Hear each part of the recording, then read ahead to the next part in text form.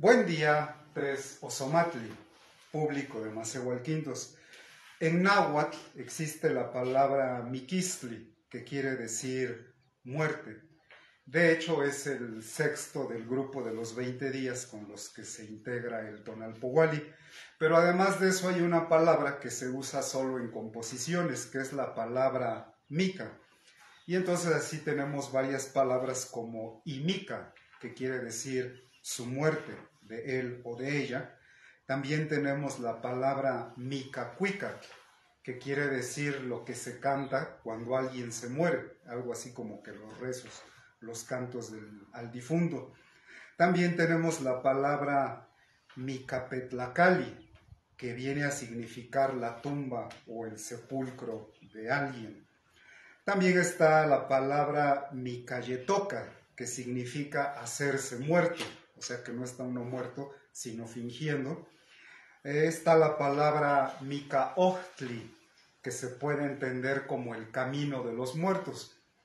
Para los que conocen Teotihuacán, sabrán, recordarán que así es como se llama la avenida esta grande y ancha que une a la parte donde está la pirámide del Sol y la Luna con la pirámide de Quetzalcóatl, que son como 2 kilómetros de largo. Así se ha dado por llamarle esa avenida, la Micaohtli, la avenida de los muertos. También está la palabra Micailhuitzintli, está registrada, y bueno, consta que es como en Tlaxcala le llamaban al 9º mes. Acuérdense ustedes que aquí eran 18 meses de 20 días, más los 5 Nemontemi, era el ciclo de los 365 días. Los mexicas a este 9º mes le llamaron el Tlaxochimaco. Bueno, la cuestión es que esta celebración, el Micailhuitzintli, se puede traducir como la fiestecita, en el sentido así como de cariño, de reverencia, la fiestecita de los muertos. Entonces, llegamos a esta palabra, Micailhuitl, que podemos entender como el Día de los Muertos. Bueno, pues esta fiesta, esta celebración, esta tradición, pertenece a una tradición religiosa que es por completo ajena y diferente al cristianismo. O sea que esta tradición del Día de Muertos pertenece a la religión prehispánica, o sea, la religión que había aquí en estas tierras antes de la llegada de los españoles. Y justo este mes, hace unos días, el 12 de octubre, pues ya ven que se da por celebrar lo que algunos llaman el Día de la Raza, el Día de la Hispanidad, el encuentro de dos mundos, pero bueno, que para nosotros aquí en esta aula de la Escuela Autónoma Emiliano Zapata, entendemos que ese día, el 12 de octubre, marca el inicio del choque de dos civilizaciones. Por un lado, la cristiana occidental que viene de Europa, contra la civilización mesoamericana, que es la de los pueblos indígenas de esta parte del mundo, o sea, en este continente que decimos americano y que no incluye un pueblo y una cultura, sino muchas, como los nahuas, los mayas, los mixtecos, los purépechas, y bueno, todos los demás pueblos indígenas que han habitado esta parte del continente. Bueno, entonces, por eso decimos que la religión náhuatl es por completo diferente al catolicismo, sobre todo en este sentido de qué hay después de la muerte, que es pues un misterio al que se han abocado todas las grandes religiones del mundo. A diferencia del cristianismo, en el que el destino después de la muerte depende de cómo se porta uno en vida, en la antigua religión náhuatl no dependía a dónde va uno después de morir de cómo se portó uno en vida, sino más bien de cómo se murió uno. Entonces, para los que morían de muerte natural, o sea, de enfermos, de viejos en accidentes, pues su destino era el Mictlán. Los que morían por la razón de su muerte estaba relacionada con el agua, o sea, ya sea que se ahogaban, que les daba hidropesía, que les salía bubas, bueno, su destino era el Tlalocan, que era un paraíso, el paraíso del dios Tlaloc, que se pensaba que era como un vergel, un lugar en donde abundaba el agua, las flores, los frutos, la vegetación. Y bueno, para los que morían en la lucha, si eran hombres, su destino era acompañar al sol del amanecer al mediodía, y si eran mujeres, pues era del mediodía hasta la tarde. Y para los bebés, los niños recién nacidos, su destino era el Chichiquiahuitlán, que era pues el lugar donde está el árbol de las chichis. O sea que este árbol mítico, en lugar de tener frutas, pues tenía chichis, senos, y los niños pues se la pasaban ahí chupando su lechita por la eternidad, ¿no? Bueno, en cuanto al Mictlán, que es la región de los muertos, que es el inframundo, había 9 niveles. Entonces consideraba que cuando el difunto termina, cuando alguien muere, como que no termina ahí su viaje, sino al contrario, ahí va a empezar un viaje. De hecho, aquí en Santa Clara, Huitziltepec, todavía se acostumbra ponerle sus guarachitos de palma al difunto, porque pues se piensa que una vez muerto, todavía tiene que pasar estos niveles del inframundo, que son como pruebas. De hecho, la primera de esas pruebas, y que todavía los señores, la gente grande, lo platica aquí en el pueblo, es que la primera prueba que tenemos que pasar para llegar al Mictlán, pues es atravesar un río que es muy ancho, cuyas aguas son muy turbias, y que solamente lo podemos atravesar con la ayuda de un perro. Entonces, bueno, esa creencia está vigente aquí todavía al día de hoy, en Santa Clara, Huitziltepec. Entonces, bueno, con eso debe quedar claro que aquí, en esta tierra, hasta antes de la llegada de los españoles, no existía ni el cielo, ni los ángeles, ni el infierno, ni los demonios, ni el purgatorio, ni los santos, ni las santas. O sea, todo esto fue parte de lo que trajeron los españoles aquí. Entonces, con la conquista española, lo que da inicio aquí en nuestra tierra, pues es una guerra religiosa. La guerra religiosa de la Iglesia Católica contra la religión náhuatl. Entonces, la Iglesia Católica lo que va a hacer es buscar avasallar, exterminar, atacar a la antigua religión náhuatl. Y bueno, sobre eso solamente voy a dar 3 ejemplos. Uno de ellos es el caso de aperreamiento, o sea que los españoles traían perros mastines, perros de guerra, que eran entrenados precisamente para asesinar, para matar. Entonces, una vez que Hernán Cortés toma a la Ciudad de México, Tenochtitlan, la última batalla es en Tlatelolco, pues la ciudad de Tenochtitlan queda en ruinas, con miles de cadáveres, todo pudriéndose, apestándose, regadero de sangre. Entonces, bueno, no se pueden instalar ahí y se van para Coyoacán. Resulta que hasta allá se van a entregar voluntariamente 4 sabios sacerdotes de la religión náhuatl, originarios de la región de Texcoco, y llevan pues lo más valioso que tienen, se van a entregar por voluntad propia. Entonces lo que llevan en sus manos son sus códices, sus libros escritos en tlacuiloli, en escritura náhuatl. Bueno, lo que reciben por parte de los españoles estos sabios sacerdotes es aperreamiento. Les sueltan a los perros y los despedazan ahí mismo. Uno de ellos queda libre, pero le sacan los ojos para que sirva de prueba, ¿no? De escarmiento, de lo que le va a pasar a los que no se vuelvan católicos. Otro caso es el de Carlos Ometochtzin, que era nieto ni más ni menos que de Nezahualcóyotl. Él, pues como noble que era de Texcoco, fue educado por los españoles, pero resulta que ya adulto se negó a aceptar la religión que traían los conquistadores, y de hecho habló con sus parientes, la nobleza de Texcoco, y como que diciéndoles, bueno, ¿quién se creen estos fuereños, estos extranjeros, estos españoles para venir a mandarnos, si nosotros somos aquí los señores? Bueno, eso le salió muy caro porque de hecho lo juzgaron así como la Inquisición, y su castigo fue la hoguera, o sea, quemarlo vivo. Ese fue el castigo que le dieron los piadosos cristianos que llegaron aquí. Y bueno, otro caso es el de Cholula, que era la ciudad sagrada. Piensen que era como el equivalente del Vaticano en Europa, pues así era Cholula aquí. Era la ciudad que todos los pueblos reconocían como ciudad sagrada. De hecho, los mixtecos desde allá de Oaxaca se venían a entronizar aquí, a buscar la legitimidad que daba el culto de Quetzalcóatl en Cholula. Bueno, la cosa es que ahí los españoles hicieron una masacre, una matanza. Mataron algo así como que 5,000 personas en 2 horas. Entonces, bueno, lo que quiero decir es que la conquista no fue un encuentro color de rosa, ¿eh? Entonces, bueno, pues así pasó con esta guerra religiosa. Entonces, las instituciones de la antigua religión náhuatl y los sabios y los sacerdotes pues fueron aniquilados. y la religión náhuatl, digamos la que practicaba el pueblo, ya huérfano, ya sin instituciones, ya sin líderes religiosos, pues buscó cómo resistir, o sea, buscó cómo sobrevivir, porque, bueno, considero que no era posible así borrar en un momento un pensamiento religioso que estaba arraigado en esta tierra durante siglos o milenios.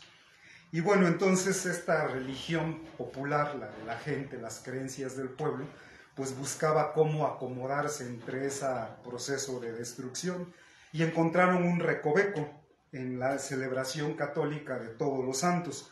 Entonces piensen también que al llegar aquí el catolicismo lo que hicieron fue bautizar a los indígenas. Entonces les quitaron sus nombres en náhuatl y les pusieron nombres de los santos.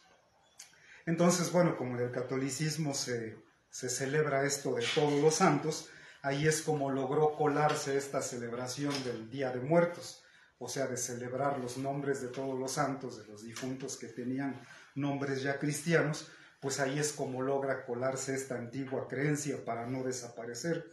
Entonces, bueno, yo he escuchado a gente que dice que pues está bien chido que los españoles, los católicos, destruyeron la religión náhuatl porque era una religión bárbara, salvaje, porque los mexicas practicaban los sacrificios humanos. Y a mí, bueno, se me hace una visión muy reduccionista el considerar una tradición religiosa milenaria, que tiene al menos unos 2000 años de secuencia histórica, la de la antigua religión náhuatl, pues reducirla a este pequeño proceso, grupo que son los mexicas. Piensen también que cuando los mexicas fundan su ciudad, la Teotihuacán, que fue así como que la antigua metrópoli sagrada, pues ya era una ruina, ya tenía más de medio milenio en ruinas. Entonces los mexicas son apenas una partecita de la historia náhuatl, incluida la religión náhuatl. Entonces ese es más o menos, para mí es como, imagínense querer reducir el cristianismo, todo el cristianismo, sus siglos, milenios de historia allá en Europa, pues reducirla a la Santa Inquisición y a la quema de mujeres en la hoguera, como que eran acusadas de brujas. O sea, imagínense reducir todo el cristianismo a esta parte de su historia, pues bueno, pero hay quien intenta hacerlo así con la religión náhuatl. Pero entonces, insisto, la religión náhuatl es mucho más grande, va mucho más allá que pues la religión que practicó el pueblo mexica, ¿no? Y bueno, en el presente, desde hace algunos años a la fecha, vemos que el Día de Muertos, esta celebración indígena, náhuatl, del Día de Muertos, el Micailhuitl, está sufriendo una nueva embestida, una nueva imposición. Ahora está bajo un proceso de anglosajonización. Y bueno, ¿qué queremos decir con esto de la anglosajonización? Bueno, primero hay que entender qué es esto de anglosajón o los anglosajones. Los anglosajones eran pueblos que vivían, pueblos germánicos que vivían en el norte de Europa, o sea, al norte de las fronteras del antiguo Imperio Romano, y que ellos mismos, los romanos, llamaban pueblos bárbaros, ¿no? Porque no hablaban latín. Y estos pueblos cruzaron el Mar del Norte y llegaron a la isla de lo que hoy es Inglaterra, allá por mediados del siglo V, en el año 449, más o menos, ¿no? Entonces estos dos pueblos se asientan ahí en la isla, en el norte de Europa, y de la unión de estos dos pueblos, de los anglos y de los sajones, pues se va a derivar el actual idioma inglés. Ahí es cuando nace el idioma inglés que conocemos hoy. Entonces, bueno, hay quien piensa que el inglés es de Estados Unidos, y pues la verdad es que no. El inglés no nació en Estados Unidos, el inglés viene de Inglaterra. A Estados Unidos, lo que hoy conocemos Estados Unidos, al norte de nuestro país, pues llegaron colonos ingleses, y ellos, pues lo que hicieron, eran migrantes que llegaron a América, anglosajones, lo que hicieron fue masacrar, y a los que vivían ahí, o sea, a los pueblos originarios, a los habitantes originarios, a los pueblos indígenas, lo que hicieron fue o masacrarlos o encerrarlos en reservaciones, que pues es lo que está haciendo hoy Israel en Palestina, ni más ni menos. Pues eso ya lo hicieron los gringos hace tiempo. Entonces, tomen en cuenta que Estados Unidos se fundó, la raíz en la que se funda el país que conocemos como Estados Unidos es lo que en inglés se conoce como el WASP, que quiere decir, que son las iniciales de las palabras White Anglo-Saxon Protestant. Entonces, en Estados Unidos, pues sí va a haber migrantes de todas partes del mundo, sí, pero quien va a mandar, quien va a controlar todo, van a ser blancos, gente de piel blanca, anglosajones, eso sí, exclusivamente, y protestantes, o sea, no católicos. Entonces, decimos eso, que México hoy se está anglosajonizando, nuestro país. Otra manera de decirlo, pues es agringando. O sea que el control de Estados Unidos sobre México es económico, sí, es político, sí, es militar, sí, pero también es cultural. Entonces, pues ya aquí nos estamos agringando por completo, por ejemplo, en la comida. Y no se trata solo de comer hamburguesas, hot dogs, hot cakes y toda esa cosa, sino que las empresas transnacionales gringas ya empiezan a controlar la alimentación misma, como Monsanto, también las bebidas.